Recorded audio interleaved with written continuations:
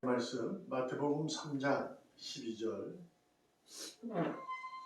손에 키를 들고 자기의 타작마당을 정하게 하사 알곡은 모아 곳간에 들이고 쭉정이는 꺼지지 않는 불에 태우시리라. 네. 심판의 말씀입니다. 예수님이 보다 6개월 먼저 태어난 세례 요한이 역할을 감당하기 위해 많은 이들에게, 자신을 찾아온 이들에게 회개하라, 천국이 가까이 왔다라고 하며 그는 예수님의 일에 먼저 외치는 자의 모습 속에서 아멘. 자신들이 아브라함을 조상으로 둔 택한 백성을 자로하는 그들에게 회개하라 하며 알곡과 쭉정이로 구별하여 심판에 대한 말씀을 증언한 겁니다. 곧 알곡은 곳간에 들이고 쭉정이는 불에 태운다라는 거죠. 하나님의 자녀는 천국에 주님의 품 안에 영생을, 그리고 그렇지 못한 자들은 영원히 꺼지지 않는 불에, 영원히 불의 맛을 누리며 죽어가는 거죠. 오늘 그래서 우리는 생각해보려 합니다. 나는 알곡인가 쭉정인가? 우리가 일갈 보면 세상에 교회란 곳이 너무나도 많습니다. 그런데 쭉정이도 상당히 많음을 우리는 우리 스스로도 보고 느끼고 알게 됩니다. 그 쭉정이를 보면서 우리는 나 스스로가 알곡인가를 살펴볼 수 있는 기회가 되었으면 합니다.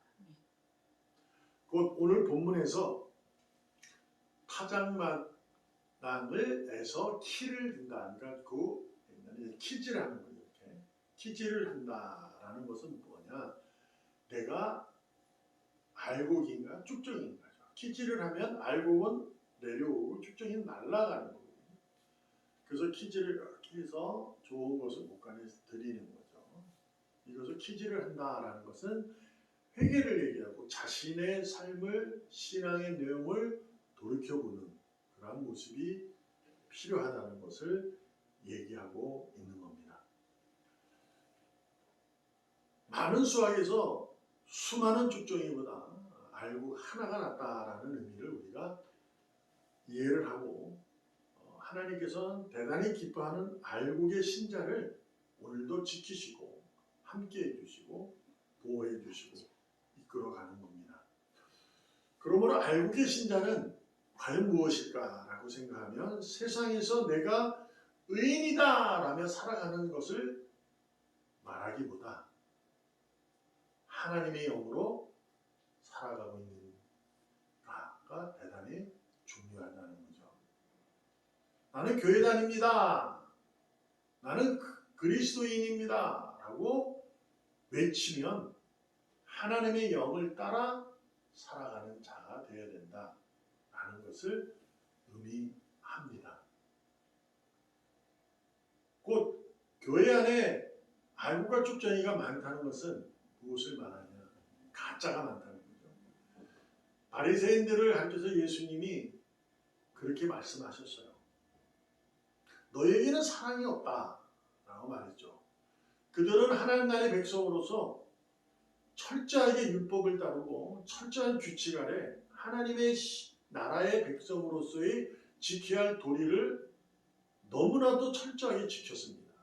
그럼에도 불구하고 예수님은 그들을 향해서 사랑이 없다고 말했습니다. 사랑이 없다는 것은 무엇일까? 하나님의 영을 따르지 않고 있다라는 거죠. 생명과 평안을 갖지 않고 있다. 곧 이웃을 사랑하면 자신의 몸같이 사랑해야 되는데도 불구하고 하나님을만을 사랑하면 다 끝이다 라고 사랑하는 것을 얘기하고 있는 겁니다. 우리도 교회만 다니면 천국 간다 이렇게 이해를 하고 있으면 골치 아프다, 곤란하다 라는 겁니다. 그러므로 하나님의 영을 따르는 알고 신자가 되기 위해서 키질을 할 때, 즉 자신을 돌아보는 우리의 삶이 되어야 되는데 그것은 어떤 것일까? 하나님께서는 늘 알고 신자, 곧 의인에게 살피시고 보호하시고 친밀하게 오시는 거죠. 그것을 뭐냐? 간섭하시는 거예요. 그래서 하나님의 영을 따르는 자는 생명과 평안의 삶을 살아가는데 생명과 평안의 삶을 살아가기 위해서는 죽음과 저주가 아닌 삶을 살아가기 위해서는 하나님의 간섭을 기뻐할 수 있어야 된다라는 겁니다. 간섭이라는 자체의 말의 의미에는 약간의 부정적인 내용이 포함된 거거든요.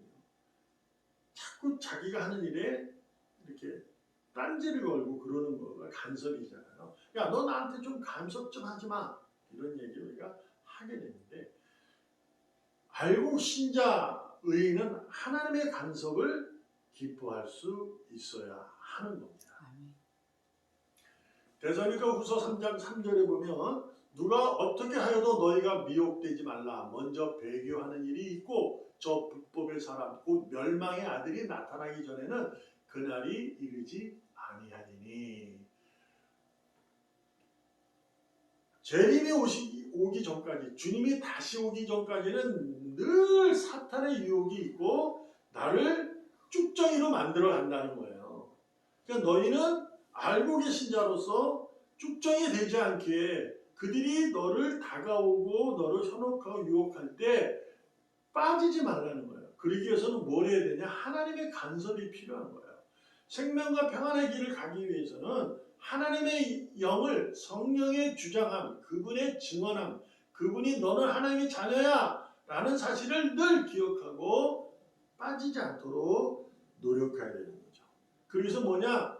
멸망의 아들이 나타나기 전에는, 그러니까 주님이 다시 오셔서 멸망시키기 전에는 늘 우리는 삶을 하는 순간순간마다 심판을 반드시 기억하고 오늘도 알고 계신 자로 살아가야 된다. 결과에 우리는 정해져 있는 거거든요. 그러므로 결과에 정해진 결과로 인해서 삶을 기쁘게 살아가는 것이 아니라 순간순간 과정 가운데 기쁨으로 살아가기 위해 자신의 일에 최선을 다하고 주님을 더 사랑하고 이웃과 형제를 더 사랑하고 주님을 더 찬양하고 이웃과 사랑을 더 사랑하면서 알고 신자로서 모든 일에 알곡을 맺고 살아가야 됨을 우리는 잊지 말아야 합니다. 하나님께서 알곡은 알곡을이라고 왜 그랬을까? 쭉정이는 곡간, 알곡은 곡간, 쭉정이는 불. 이것은 알곡의 신자는 알곡의 열매를 맺기 때문입니다. 쭉정이는 쭉정의 열매를 맺기 때문에 그를 불에 태우는 거예요.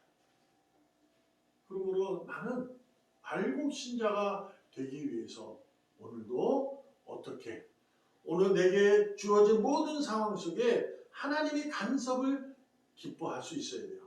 곧 고난으로 와도 그분의 간섭으로 인내하고 연단받아 소망으로 우리가 굳건하게 자기의 생각과 모든 것을 버리고 오로지 하나님께서 이끄시고 주장하시고 보여주시고 끌고 가신 그 길로 우리는 단단해진 정금 같은 모습으로 그 길을 뚜벅뚜벅 여러 모습의 유혹이 있다 할지라도 고개도 돌리지 말고 뒤를 돌아보지도 말고 가다가 지쳐 앉아있지도 말고 오직 주님의 손을 붙들고 주님과 함께 인내하며 충성하며 가야 될 줄로 믿습니다. 여러분 오늘도 하나님의 간섭을 기뻐하는 알곡 신자로서 이 알곡의 열매를 맺어가며 하나님의 기쁨의 능력자들이 다 되기를 주님의 이름으로 전심을 다해서 축복합니다. 기도하겠습니다. 살아계신 하나님 감사합니다. 하나님 나라의 백성이라는 결과에 마음 뺏기지 아니하고 그 백성으로서 오늘도 기쁘고 감사하면서 주어진 일에 최선을 다해서 하나님의 자녀답게 하나님을 사랑하고 이웃과 형제를 사랑하는 일에 매진하며 나아갈 수 있도록 힘과 능력을 더하여 주시옵소서. 그럼에도 불구하고 믿음의 용기를 가지고 뚜벅뚜벅 좁은 길, 좁은 문도 쉽게 더욱더 쉽게 능력 있게 들어가게 하여 주시옵소서. 살아계시는 예수님의 이름으로 감사하며 기도합니다. 아멘.